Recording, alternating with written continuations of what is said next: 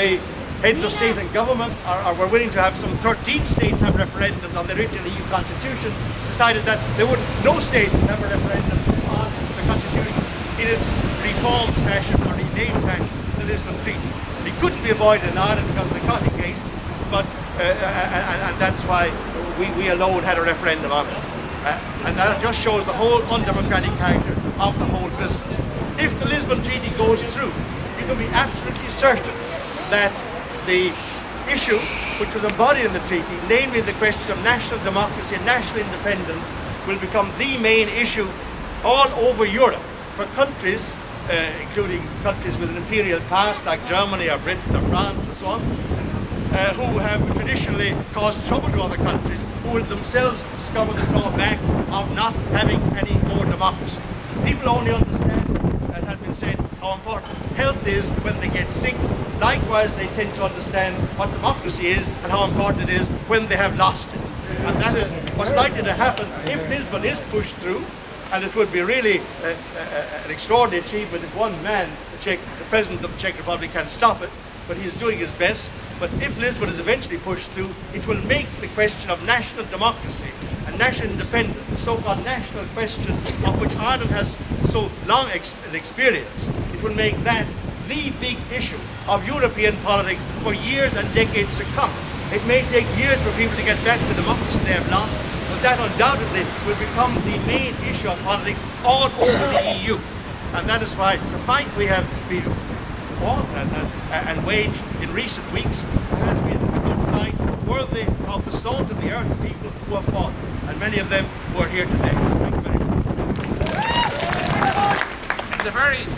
It's a very difficult task to follow Tony Coughlin. I think Tony has been an absolute inspiration for thousands of people for many years. For those of us who believe in Irish independence, Irish democracy and Irish neutrality. And they were the key reasons why the Peace and Neutrality Alliance was founded. What we want is very simple. We want the right of the Irish people to have their own independent foreign policy.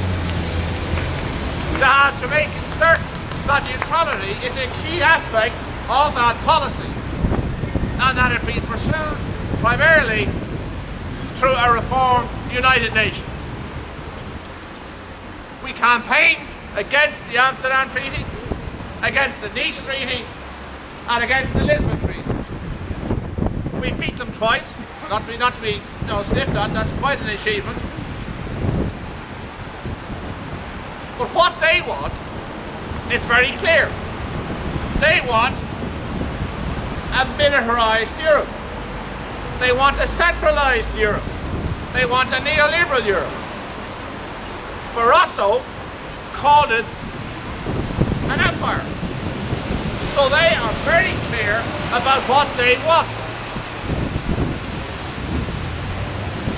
4 days ago, the Minister for Foreign Affairs in France said that as a consequence of the terms of the Lisbon Treaty, the foundation has been laid to create a world power.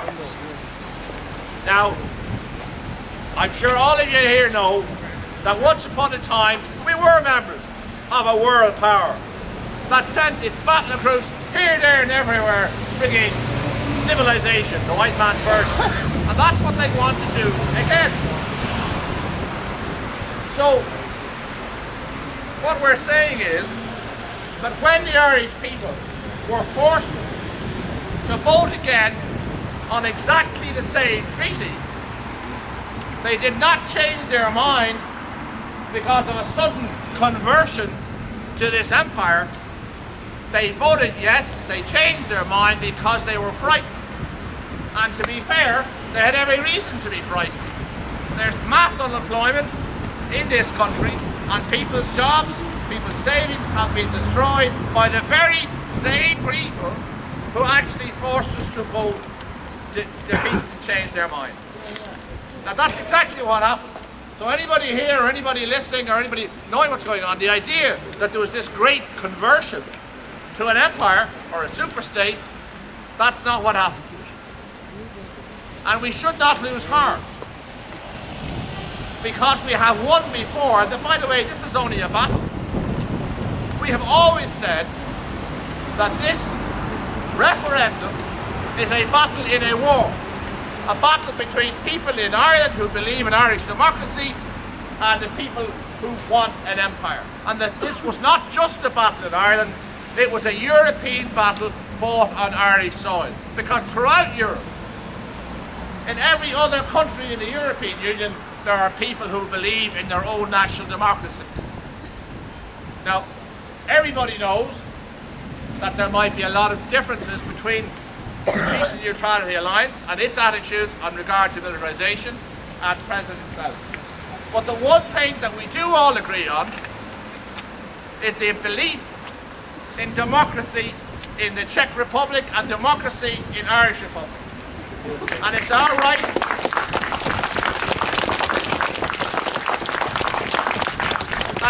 right to show our solidarity in his struggle to defeat the Lisbon referendum. Defeat the Lisbon Treaty. Because if he manages to hold his nerve for another couple of months, there will be a general election in Britain. And what the polls show is that the current party in opposition is saying it will have a referendum. And just in case again you think that we're in favour of the Tories, that would be a big mistake. Because it's nothing to do with the Tory party.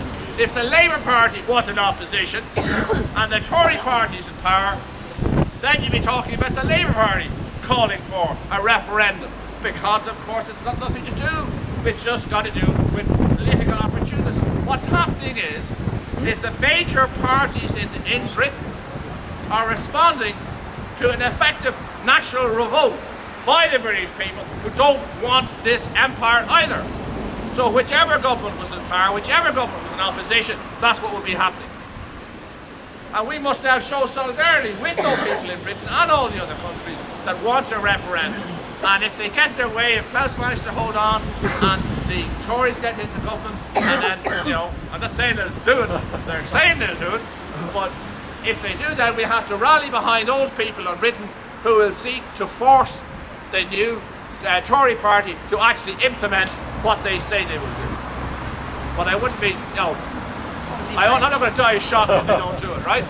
But nevertheless, that's what we should be doing. That's our core function. What is going to happen if this Lisbon Treaty goes through is what do you do with hundreds of thousands of people all over Europe who have no job? What did they normally do when you have hundreds of thousands of people with very little income? Make the war. You send them off to Afghanistan. You send them off to Pakistan. That's what they're planning to do.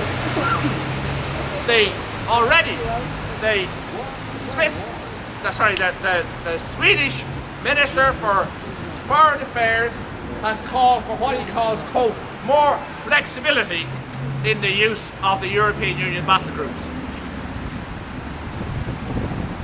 So this is going to be, it is not going to be simply an Irish battle. It's not going to be simply a British battle. It's going to be a battle for people all over the European Union, all of them who believe in democracy, who do not want to get dragged into wars in Pakistan and Afghanistan, because that's what's on offer if this treaty finally goes through. They have no problem saying that in the other states, because just as Tony said, you didn't hear in the media, the corporate media down here, about the decision of the Northern Ireland Assembly. You didn't hear about the call for, quote, greater flexibility of the European battle groups. You didn't hear about the French Minister for Foreign Affairs, as I said, calling now that we now have the mechanisms for a great power. We have a long tradition in this country of not liking great powers, or some people have. And what I call born-again Redmondites and William Walker socialists, this motley crew, that's what they want. And we have to make certain that they don't get their way.